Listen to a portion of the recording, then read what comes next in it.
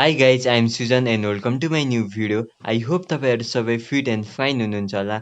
आज पनि मसँग एकदमै इन्ट्रेस्टिङ न्यूज एन्ड अपडेट रहेको छ। अब मुभ गरौँ हाम्रो पहिलो न्यूजमा।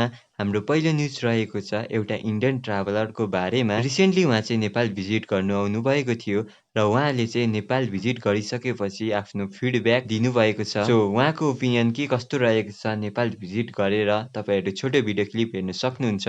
एक ही प्रॉब्लम है। I am really sorry to say, Nepal में बहुत कुछ है करने को, बहुत खूबसूरत है, लोग बहुत ही अच्छे हैं, स्वीट है, लेकिन एक जो सबसे बड़ी प्रॉब्लम है ना, वो है यहाँ की road. I am really sorry to say but the roads are terrible. मतलब हर जर्नी के बाद मैं बीमार पड़ जा रहा हूँ।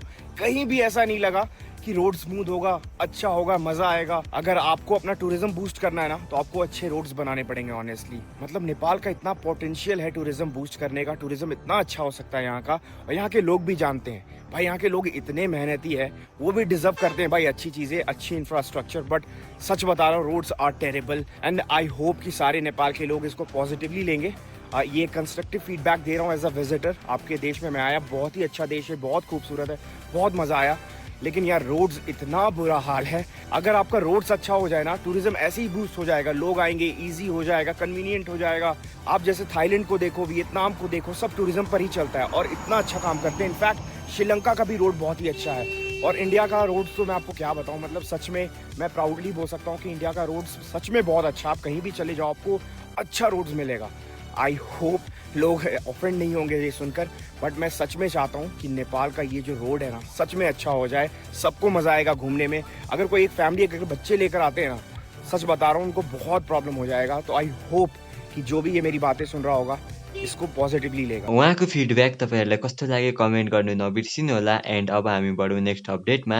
हाम्रो नेक्स्ट अपडेट रहेको छ वासुदेव मल्लको तर्फबाट। रिसेन्टली वासुदेव मल्लले एउटा गाई रेस्क्यु गरेको भिडियो अपलोड गर्नुभएको थियो र यो भन्दा पहिला पनि उहाँले एउटा गाईलाई रेस्क्यु गर्नुभएको थियो र यो सबै देखेर एकजना भ्युवरले उनलाई भिडियो बनाएर आफ्नो ओपिनियन राखेको थियो र त्यो भ्युवरलाई वासुदेव मल्लले आफ्नो रिप्लाई दिनुभएको छ। तपाईहरु छोटो भिडियो क्लिप हेर्न सक्नुहुन्छ।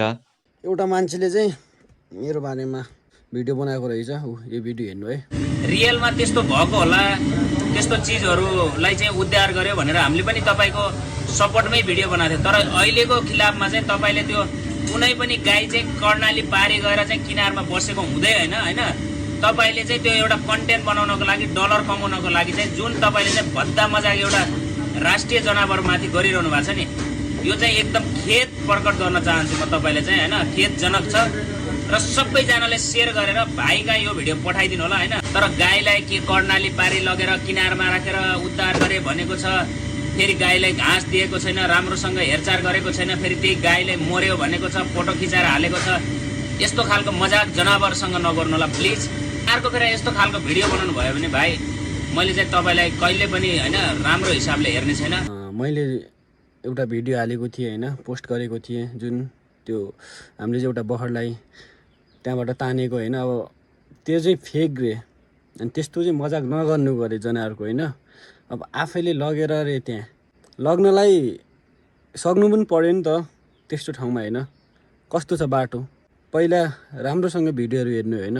हजुर कहाँ काम गर्न जानु भएको रहेछ इन्डिया, आफ्नो काम गर्नु बस्नु भन्न चाहन्छु म चाहिँ, अर्को कुरा नकार्नु भन्न चाहन्छु। त्यो रियालिटी के हो त्यो मलाई थाहा होला, अब हजुरलाई थाहा छैन। अब एउटा भिडियो एउटा पोस्ट हालेको कारणले किन बनाउनुहुन्छ, किन गर्नुहुन्छ त्यस्तो?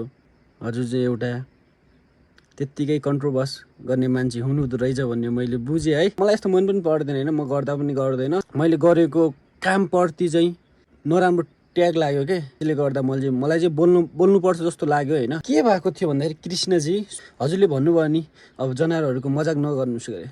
अब उता एउटा मर्न लागिरहेको छ, छोडिदिने त्यत्तिकै, त्यसलाई भनिन्छ क्या मजाक। जुन हामीले रियालिटी जे हो नि त, उनीहरूलाई चाहिँ हल्का रेस्क्यु गर्दाखेरि त्यो मजाक होइन, त्यो राम्रो काम हो, त्यसलाई राम्रो भनिन्छ।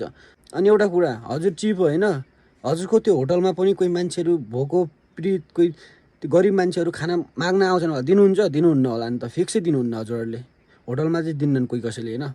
अब त्यहाँ दिनु न, त्यो दिएको भिडियो हाल्नु न, त्यसपछि बल्ल हजुरले होइन राम्रो काम गरे जस्तो हुन्छ क्या। अनि भन्नुभएको चाहिँ फेरि यस्तो गऱ्यो भने एक्सन लिन्छु गरे। लिनु न, के एक्सन लिनुहुन्छ? मलाई कुनै मतलब छैन क्या। म राम्रो काम गरेको अझै हाल्छु, लिनु न। हेटर्स मेरो यस्तो हेटर्सहरू त होइन कति छन् क्या। एउटा हजुर पनि हुनुभयो, जुन यो भिडियो बनाउनुको मेन कारण चाहिँ के होला भन्दाखेरि भ्युज कमाउनुको लागि होला होइन, मेरो नामबाट। यति भन्छु होइन, अबबाट चाहिँ योभन्दा पछिको भिडियो चाहिँ मलाई मेरो फुटा हालेर चाहिँ कुनै पनि भिडियो नबनाइदिनु होला भन्न चाहन्छु। पहिला पनि बनाउनु भएको थियो, 2-3वटा मेरो भिडियोहरू बनाउनु भएको छ, मैले देखेको छु। अब नबनाइदिनु होला, मलाई मन पनि पर्दैन यस्तो मान्छेले मेरो भिडियो होइन मेरो बारेमा बोलेको होइन। अब जुन पहिलाको भिडियो मैले हेरेको छु राम्रो भनेर होइन, यस्तो मान्छेले चाहिँ मेरो भिडियो अब नबनाउनु होला। बनायो भने म त सिधै के भन्छ साइबर केस हालिदिन्छु। गाइज आजको लागि यति नै, म मिल्नेछु अब तपाईँहरूसँग नेक्स्ट भिडियोमा। त्यतिन्जेल वेट गर्नु होला। Thanks for watching this video. Take care, bye by.